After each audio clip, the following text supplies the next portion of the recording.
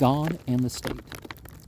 It is true that in this new organization, indebted for its existence, like all the old political organizations, to the grace of God, but supported this time, at least so far as form is concerned, as a necessary concession to the spirit of modern times.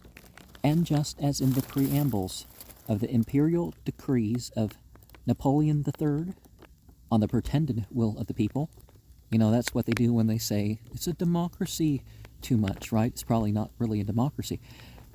The church will no longer call itself church. It will call itself school. What matters it? On the benches of this school will be seated not children only.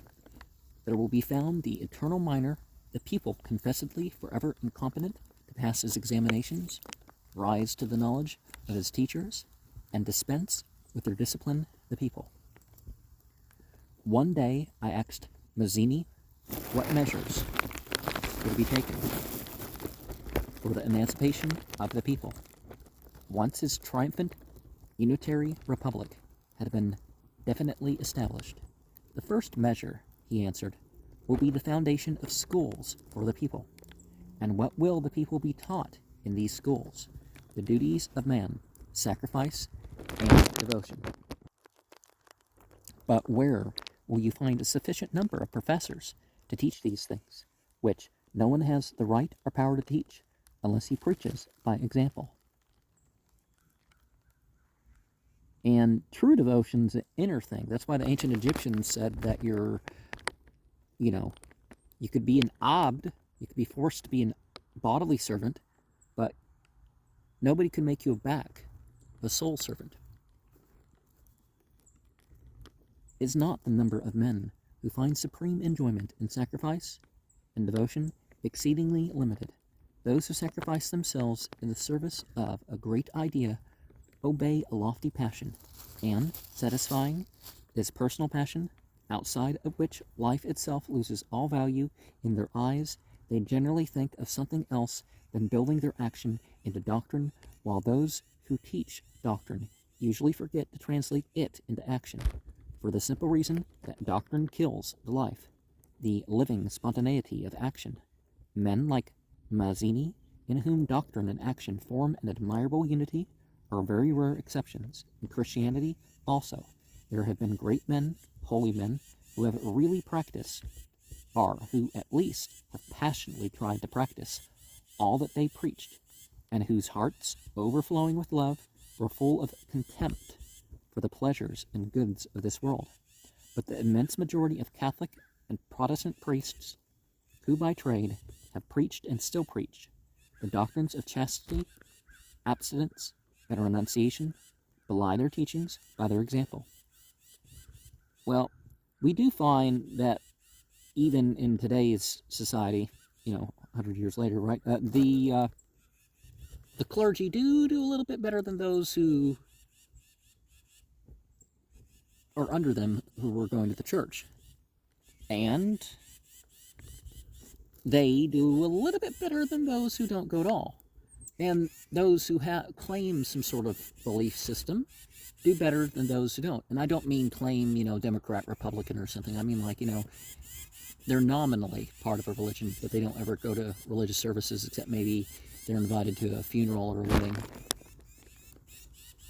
It is not without reason, but because of several centuries' experience, that among the people of all countries these phrases have become bywords. As licentious as a priest, as gluttonous as a priest, as ambitious as a priest, as greedy, selfish, and grasping as a priest, it is then established that the professors of the Christian virtues, consecrated by the Church, the priests, in the immense majority of cases, have practiced quite the contrary of what they have preached. This very majority, the universality of this fact, shows that the fault is not to be attributed to them as individuals, but to the social position, impossible and contradictory in itself, in which these individuals are placed. The position of the Christian priest involves a double contradiction.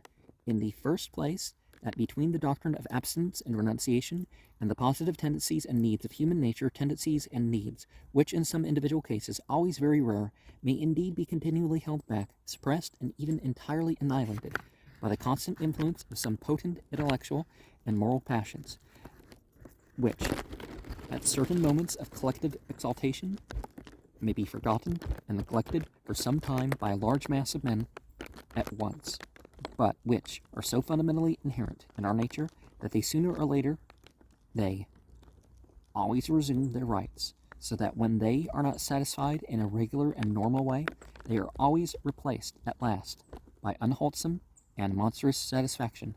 This is a natural and consequently fatal and irresistible law, under the disastrous action of which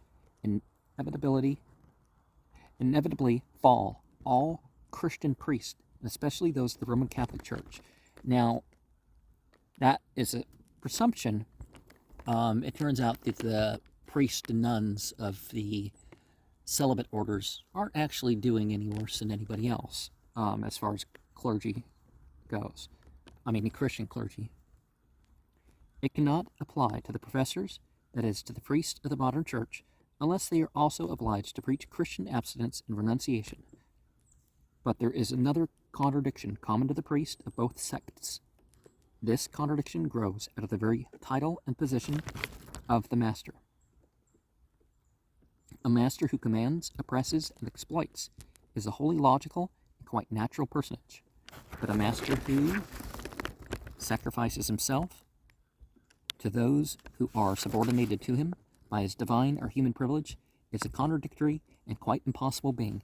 This is the very constitution of hypocrisy, so well personified by the Pope, who, while calling himself the lowest servant of the servants of God, in token whereof, following the example of Christ, he even washes, once a year, the feet of 12 Roman beggars, proclaims himself at the same time vicar of God, absolute and infallible master of the world. Do I need to recall that the priests, confided to their care, have always sacrificed them, exploited them, and kept them in the condition of a flock, partly to satisfy their own personal passions, and partly to serve the omnipotence of the church? And yeah, a lot of their choices of what to include in the Bible and all that other stuff was personal passions. But see, this reminds me of the Masumin. Well, see, it's not infallibles, it's innocent. So it's not the same thing as the Catholic doctrine of these are perfect and they have no capability of being, they never had any capability of doing anything but be perfect, and that's not the human condition. But the infallibility of the Pope in his position, that is the Catholic doctrine. Like conditions, like causes, always produce like effects, it will then be the same with the professors of the modern school, divinely inspired by the state. They will necessarily become, some without knowing it, others with full knowledge of the cause, teachers of the doctrine of popular sacrifice to the power of the state and to the profit of the privileged class. And Nietzsche also spoke about the idol of the state. If people step away from religion, they're going to basically serve the state as if it's God. Must we then eliminate from society all instruction and abolish all schools? Far from it. Instruction must be spread among the masses without stint, transforming all the churches, all those temples dedicated to the glory of God and to the slavery of men, into so many schools of human emancipation. But in the first place, let us understand each other. Schools, properly speaking, in a normal society founded on equality and on respect for human liberty, will exist only for children and not for adults. And in order that they may become schools of emancipation and not of enslavement, it will be necessary to eliminate, first of all, this fiction of God, the eternal and absolute enslaver, the whole education of children, and their instruction must be founded on the scientific development of reason, not that of faith, on the development of personal dignity and independence, not that of piety and obedience, on the worship of truth and justice at any cost, and above all, the respect for humanity. Now, in America, what liberty or whatever didn't first get its teaching in some religion that our founding fathers had books on, like Thomas Jefferson and his Oseo Quran translation and a couple books of Islamic law, and Well, he didn't think that women and slaves deserved the same level of rights, but a lot of the other stuff that they talked about, it's there, and that people had translations of Upanishad texts and some other stuff. And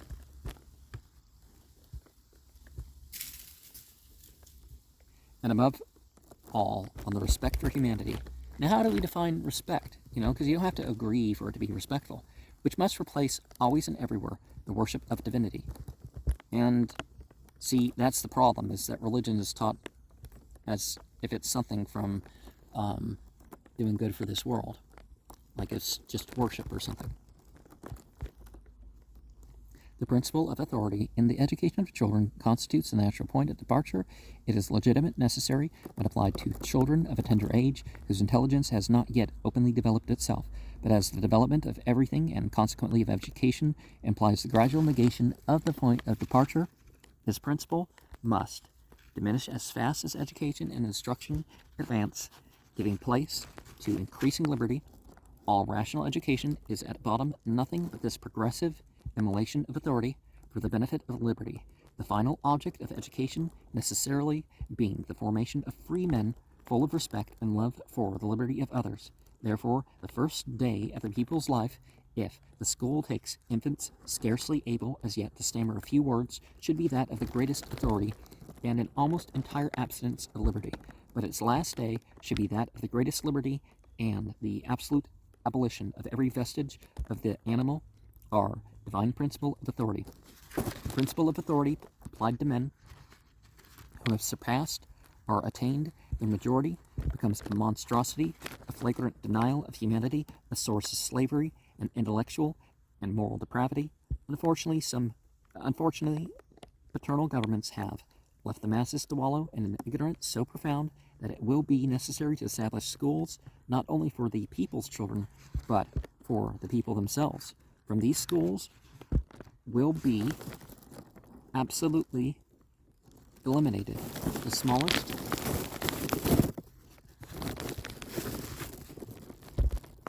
applications or manifestations of the principle of authority. They will be schools no longer. They will be popular academies in which neither pupils nor masters will be known, where the people will come freely to get, if they need it, free instruction, and in which, rich in their own experience, they will teach in their turn many things to the professors, who shall bring them a knowledge which they lacked. This, then, will be a mutual instruction and active intellectual fraternity between the educated youth and the people. The real school for the people and for all grown men is life.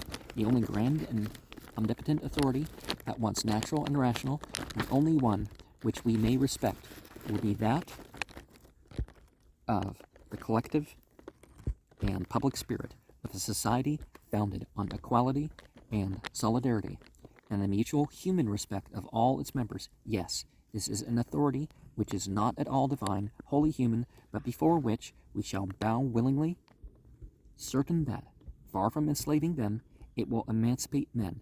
It will be 1,000 times more powerful, be sure of it, than all your divine, theological, metaphysical, political, and judicial authorities established by the church and by the state, more powerful than your criminal codes, your jailers, and your executioners. Well,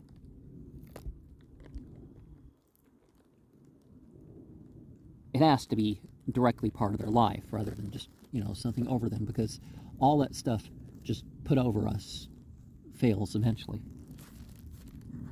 and doesn't reach fully. The power of collective sentiment or public spirit is even now a very serious matter. The men most ready to commit crimes rarely dare to defy it, to openly affront it. They will seek to deceive it, but will take care not to be rude with it unless they feel the support of a minority, larger or smaller. No man, however powerful he believes himself, will ever have the strength to bear the unanimous contempt of society. No one can live without feeling himself sustained by the approval and esteem of at least some portion of society. Now, governments, whatever type of government, does require a certain percent. And in what way they hold that percent defines how much of that, what percent is needed. A man must be urged on by an immense and very sincere conviction in order to find courage to speak and act against the opinion of all, and never will a selfish, depraved, and cowardly man have such courage. Nothing proves more clearly than this fact the natural and inevitable solidarity, this law of sociability, which binds all men together, as each of us can verify daily, both on himself and on all the men whom he knows. We can take that in a gender-neutral way, right? But if this social power exists, why has it not sufficed hitherto to moralize, to humanize men? Simply because hitherto this power has not been humanized itself. It has not been humanized because the social life of which it is ever the faithful expression is based, as we know, on the worship of divinity, not on respect for humanity, on authority, not on liberty, on privilege, not on equality, on the exploitation, not on the brotherhood of men, on inequality, on iniquity and falsehood, not on justice and truth. Consequently, its real action, always in contradiction of humanitarian theories which it professes, has constantly exercised a disastrous and depraving influence. It does not repress vices and crimes, it creates them. Its authority is consequently a divine, anti-human authority. Its influence is mischievous and baleful. Do you wish to render its authority and influence beneficent and human? Achieve the social revolution. Make all needs really solidary, and cause the material and social interest of each to conform to the human duties of each. And to this end there is but one means: destroy all the institutions of inequality, establish the economic and social equality of all, and on this basis will arise the liberty, the morality, the solidarity, humanity of all. I shall return to this, the most important question of socialism. That's one long footnote, right? The state will no longer call itself monarchy. It will call itself republic. You know, a little bit further, a bit further right? But it will be nonetheless the state, that is, a tutelage officially and regularly established by a minority of competent men, men of virtuous genius or talent, who will watch and guide the conduct of this great, incorrigible, and terrible child, the people. Now, when I speak of the child stage, I don't mean, immaturity. I mean, the child eventually goes off and does its own thing. It starts with puberty, and that's when when you become fully accountable, right? And you have the ability to choose within your means. But now more than ever, people are like, 30's the new 12, right? The professors of the school and the functionaries of the state will call themselves Republicans, but they will be nonetheless tutors, shepherds, and the people will remain what they have been hitherto from all eternity, a flock. Beware of shearers, for where there is a flock, there necessarily must be shepherds, also to shear and devour it. The people in this system will be the perpetual scholar and pupil. In spite of its sovereignty, wholly fictitious, it will continue to serve as the instrument of thoughts, wills, and consequently interests, not its own. Between this situation and what we call liberty, the only real liberty there is an abyss. It will be the old oppression and old slavery under new forms, and where there is slavery, there is misery, brutishness, real social materialism, among the privileged classes as well as among the masses. In deifying human things, the idealists always end in the triumph of a brutal materialism. And this for a very simple reason. The divine evaporates and rises to its own country, heaven, while the brutal alone remains actually on earth. And, people do see things as, when you divorce the everyday life from religion, then, this sort of thing that happens, right? Yes, the necessary consequence of theoretical idealism is practically the most brutal materialism. If not, undoubtedly among those who sincerely preach it. The usual result, as far as they are concerned, being that they are constrained to see all their efforts struck with sterility, but among those who try to realize their precepts in life, and in all society, so far as it allows itself to be dominated by idealistic doctrines. And yeah, we need a idealistic doesn't need to include speculation. To demonstrate this general fact, which may appear strange at first, but which explains itself naturally enough upon further reflection, historical proofs are not lacking. Compare the last two civilizations of the ancient world, the Greek and the Roman. Which is the most materialistic, the most natural in its point of departure, and the most humanly ideal in its results? Undoubtedly the Greek civilization, which, on the contrary, is the most abstractly ideal in its point of departure, sacrificing the material liberty of the man to the ideal liberty of the citizen, represented by the abstraction of judicial law and the natural development of human society to the abstraction of the state, and which became nevertheless the most brutal in its consequences, the Roman civilization. Certainly it is true that the Greek civilization, like all the ancient civilizations, including that of Rome, was exclusively natural and based on slavery. But in spite of these two immense defects, the former nonetheless conceived and realized the idea of humanity.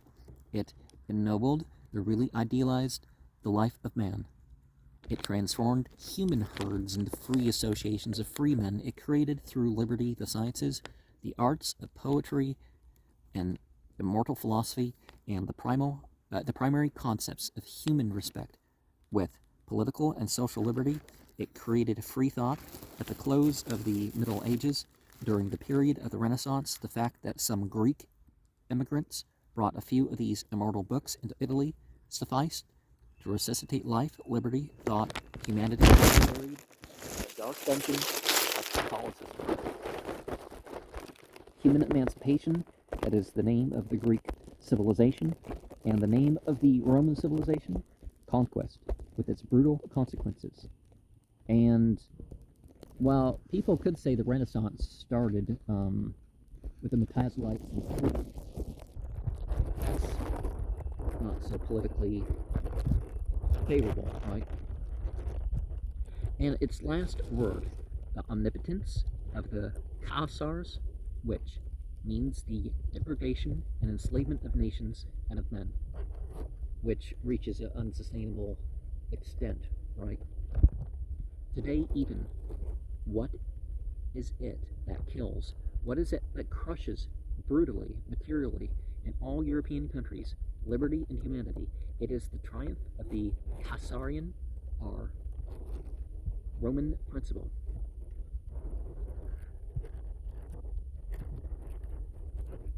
Well, what about the Khazar kingdoms based on the Ungazit tribes, Compare now two modern civilizations, the Italian and the German. The first undoubtedly represents in its general character materialism. The second, on the contrary, represents idealism in its most abstract, most pure, and most transcendental form. Let us see what are the practical proofs of the one and the other. Italy has already rendered immense services to the cause of human emancipation. She was the first to resuscitate and widely apply the principle of liberty in Europe, and to restore to humanity its titles to nobility, industry, commerce, poetry, the arts, positive sciences, and free thought.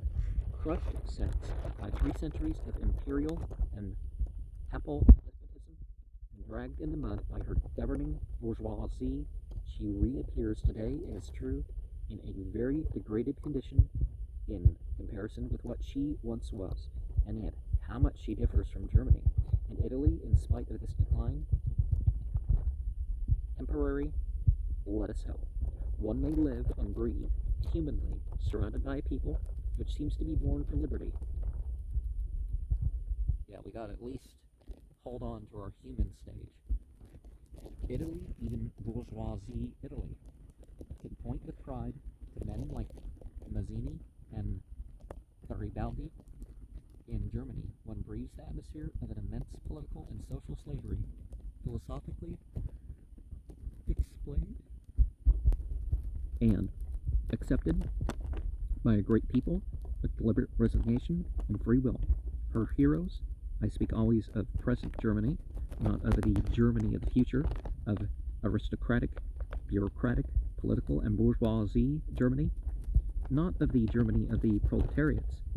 Her heroes are quite the opposite of Mazzini and Garibaldi. They are William I, that ferocious and ingenious representative of the Protestant God. Well, Protestant idea of God, right? It's not like this group decides that this is what God is and, they have a different God, Messrs, Bismarck, and Moltke. Generals Manteuffel and Werder. In all her international relations, Germany, from the beginning of her existence, has been slowly, systematically invading, conquering, ever ready to extend her own voluntary enslavement into the territory of her neighbors, and since her definitive establishment as a unitary power, she has become a menace, a danger to the liberty of entire Europe. Today, Germany is servility brutal and triumphant.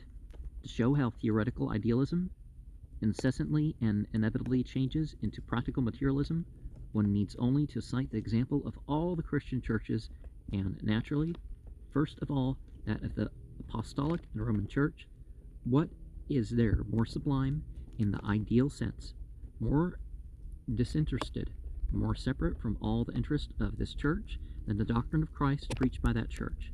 And what is there more brutally materialistic than the constant practice of that same church since the 8th century, from which dates her definitive establishment as a power?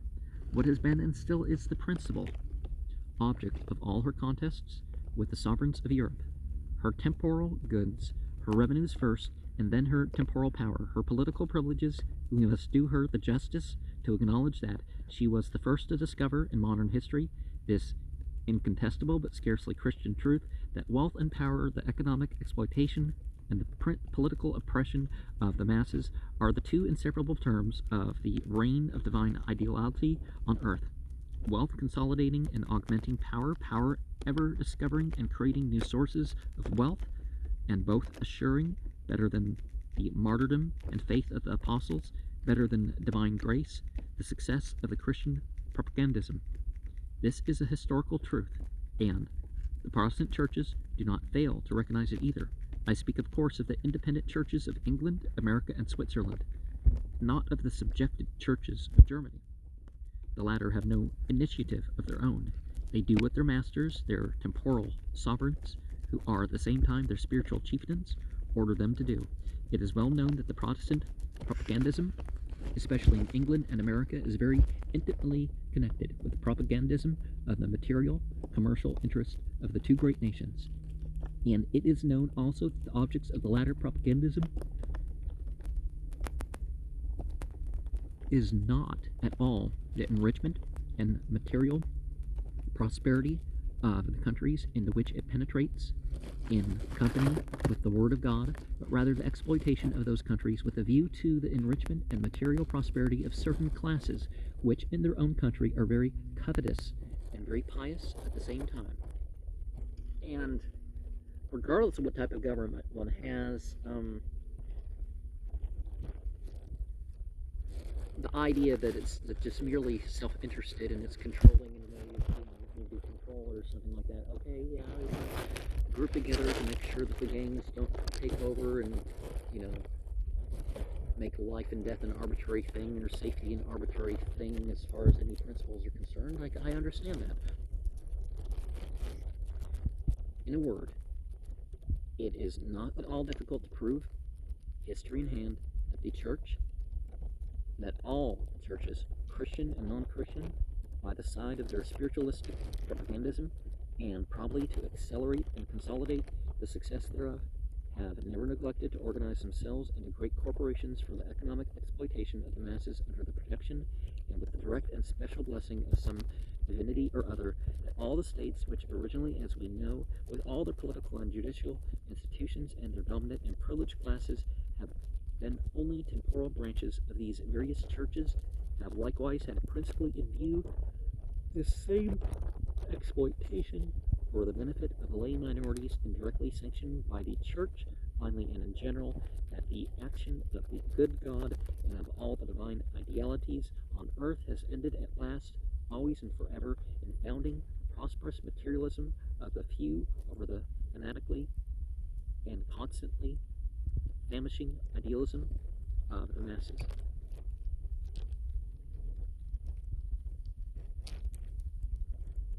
We have a new proof of this in what we see today, with the exception of the great hearts and great minds, whom I have before referred to as misled, who are today the most obstinate defenders of idealism. And yeah, idealism, particularly in modern America, is, well, so much of Europe too, is how they've taken away freedoms and relative wage and stuff like this. Is because they put these people out there that earn thousands of times more than other people, even some people even millions of times more. They get it under control, and they say they exist, so it keeps the average person from, an achievable goal. In the first place, all the sovereign courts in France until lately, Napoleon III and his wife, Madame Eugenie, all their former ministers, courtiers, and ex-marshals, from Brewer and Mazarin to Fleury and D'Etre, the men and women of this imperial world who have so completely idealized and saved France. Their journalists and their savants, the Sagnacs, the Girardins, the Duvernoy, the Villelaw, the Leverriers, the Dumas, the Black Phalanx, the Jesuits, and Jesuitesses in every garb, the whole upper and middle bourgeoisie of France, the doctrinaire liberals, because people say liberal and, they're really just another type of conservative, right? And the liberals without doctrine, the Guizots and Thiers, the Jules Favre, the Platons, I may not be pronouncing all these right, and the Jules Simons, all obstinate defenders of the bourgeoisie exploitation. In Prussia, in Germany, William I, the present royal demonstrator of the good God on earth, all his generals, all his officers, Pomeranian and other, all his army, which strong in its religious faith, well, probably just being churchy, right, has just conquered France in that ideal way we know so well. In Russia, the Tsar and his court, the Moravians and the Bergs, all the butchers and pious proselytizers of Poland, proselyters, okay, proselyters of Poland, everywhere, in short, religious or philosophical idealism, the one being but the more or less free translation of the other, serves today as the flag of material, bloody, and brutal force, of shameless material exploitation, while on the contrary, the flag of theoretical materialism, the red flag of economic equality and social justice, is raised by the practical idealism of the oppressed and famishing masses, tending to realize the greatest liberty and the human right of each and the fraternity of all men on the earth. Who are the real idealists? The idealists not of abstraction, but of life, not of heaven, but of earth. And who are the materialists? It is evident that the essential condition of theoretical or divine idealism is the sacrifice of logic, of human reason, the renunciation of science. We see further that in defending the doctrines of idealism, one finds himself enlisted, perforce, in the ranks of the oppressors and exploiters of the masses. These are two great reasons which, it would seem, should be sufficient to drive every great mind, every great heart from idealism. How does it happen? That our illustrious contemporary idealists, who certainly lack neither mind nor heart nor goodwill, and who have devoted their entire existence to the service of humanity, how does it happen that they persist in remaining among the representatives of a doctrine henceforth condemned and dishonored? They must be influenced by a very powerful motive. It cannot be logic or science. Well, faith tends to be, it is supported, but it's not quite knowledge, right? Since logic and science have pronounced their verdict against the idealistic doctrine, no more can it be personal interests, since these men are infinitely above everything of that sort. It must then be a powerful moral motive. Well, secularly, ethics and morals, kind of lose some of their edge, right? They became, more political tools than actual principles in themselves. Like the people is like, oh, here's this law that they have decided on the past 20 years. We're going to be really strict about it. Really? Come on.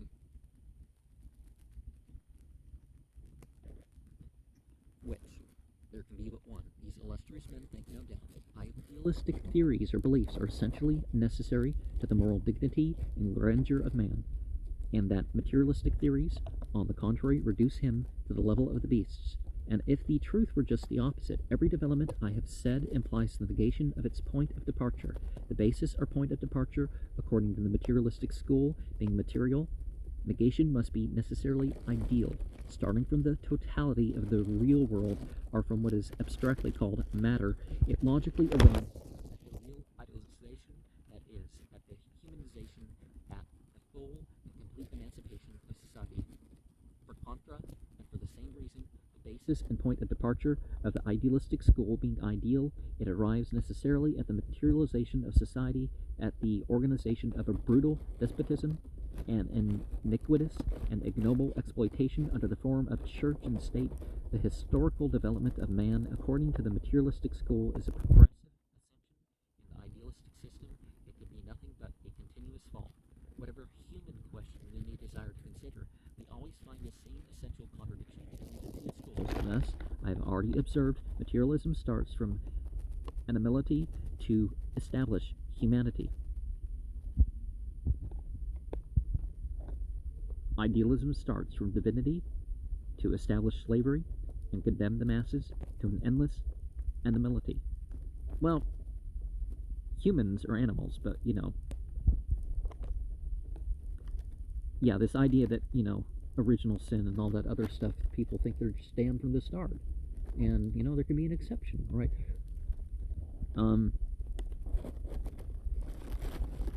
Materialism denies free will and ends in the establishment of liberty. Idealism, in the name of human dignity, proclaims free will, and on the ruins of every liberty founds authority.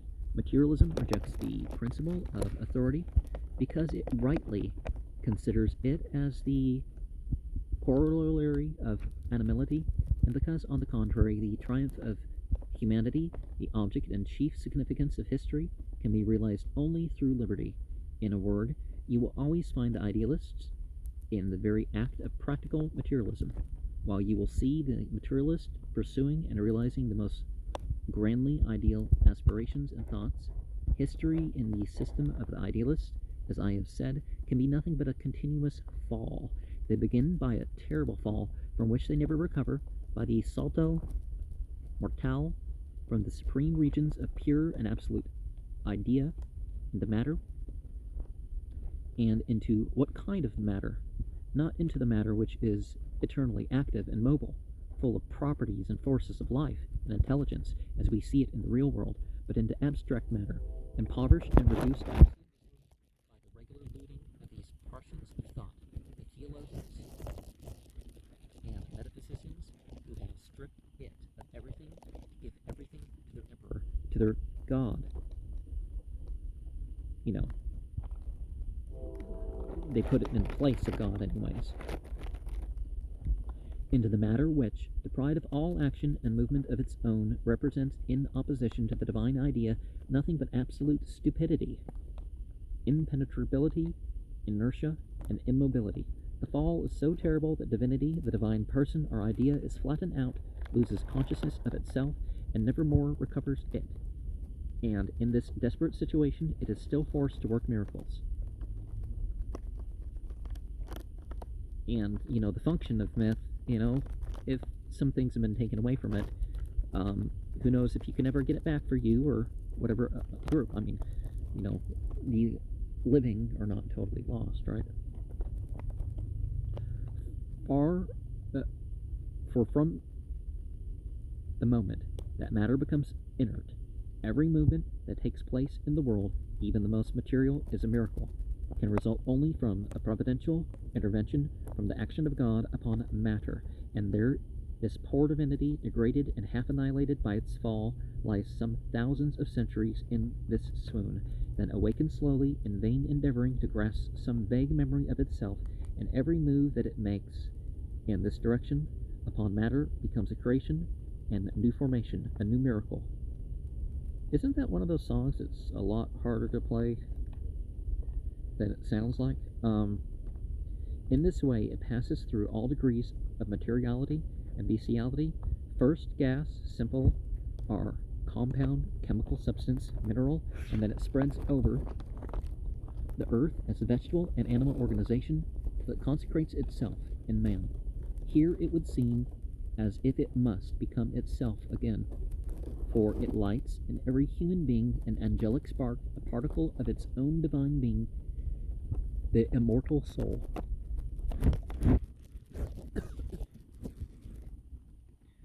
How did it manage to lodge a thing absolutely immaterial in a thing absolutely material? How can the body contain, enclose, limit, paralyze pure spirit? Horus and Set, right? This, again, is one of those questions which faith alone, that passionate and stupid affirmation of the absurd, can solve. It is the greatest of miracles. Here, however, we have only to establish the effects, the practical consequences of this miracle. After thousands of centuries of vain efforts to come back to itself, divinity, lost and scattered in the matter which it animates and sets in motion, finds a point of support, a sort of focus for self-concentration. This focus is man, his immortal soul, singularly imprisoned in a mortal body, but each man considered individually is infinitely too limited, too small to enclose the divine immensity. It can contain only a very small particle, immortal like the whole, but infinitely smaller than the whole. It follows that the divine being, the absolutely immaterial being, mind, is divisible like matter. Another mystery whose solution must be left to faith. We talk about the absolute, the lahut, divine quality realm, you could call it, but it's not the essence of divinity, right? Can't even speak or think of that, right? If God entire find lodgment in each man, then each man would be God. We should have an immense quantity of gods, each limited by all the others, and yet nonetheless infinite. A contradiction which would imply a mutual destruction of men, an impossibility of the existence of more than one. As for the particles, that is another matter. Nothing more rational, indeed, than that one particle should be limited by another, and be smaller than the whole. Only here another contradiction confronts us. To be limited, to be greater, and smaller are attributes of matter, not of mind, according to the materialist. It is true, mind is only the working of the wholly material organism of man, and the greatness or smallness of mind depends absolutely on the greater or lesser material perfection of the human organism. But these same attributes of relative limitation and grandeur cannot be attributed to mind as the idealists conceive it. Absolutely immaterial mind, mind existing independent of matter. There can be neither greater nor smaller nor any limit among minds, for there is only one mind, God. To add that the infinitely small and limited particles which constitute human souls are at the same time immortal is to carry the contradiction to a climax. But this is a question of faith, Let us pass on. Here, then, we have divinity torn up and lodged in infinitely small particles, in an immense number of beings of all sexes, ages, races, and colors. This is an excessively inconvenient and unhappy situation, for the divine particles are so little acquainted with each other at the outset of their human existence that they begin by devouring each other. Moreover, in the midst of this state of barbarism and wholly animal brutality, these divine particles, human souls, retain, as it were, a vague remembrance of their primitive divinity, and are irresistibly drawn towards their whole. They seek each other, they seek their whole. It is divinity itself, scattered and lost in the natural world, which looks for itself in men, and is so demolished by this multitude of human prisons in which it finds itself strewn, that in looking for itself it commits folly after folly, beginning with fetishism. It searches for and adores itself, now in a stone, now in a piece of wood, now in a rag. It is quite likely that it would never have succeeded in getting out of the rag if the other divinity, which was not allowed to fall into matter, and which is kept in a state of pure spirit in the sublime heights of the absolute ideal, are in the celestial regions, had not had pity on it. Now, that would explain better than Robert Graves' talk about, the Father and Son in Christianity basically take up the same position in mythology, and it's not the sort of necessary split that tends to exist in other mythologies within, with a family gendered sort of aspect to it. Here is a new mystery, that of divinity dividing itself into two halves, both equally infinite, of which one, God the Father, stays in the purely immaterial regions, and the other, God the Son, falls into matter. We shall see directly between these two divinities separated from each other, continuous relations established from above to below, and from below to above, and these relations considered as a single eternal and constant act will constitute the Holy Ghost. Such, in its veritable theological and metaphysical meaning, is the great and terrible mystery of the Christian Trinity. And one mystery that's not quite understood is the Holy Ghost often takes place of the Mother in the Holy Trinity.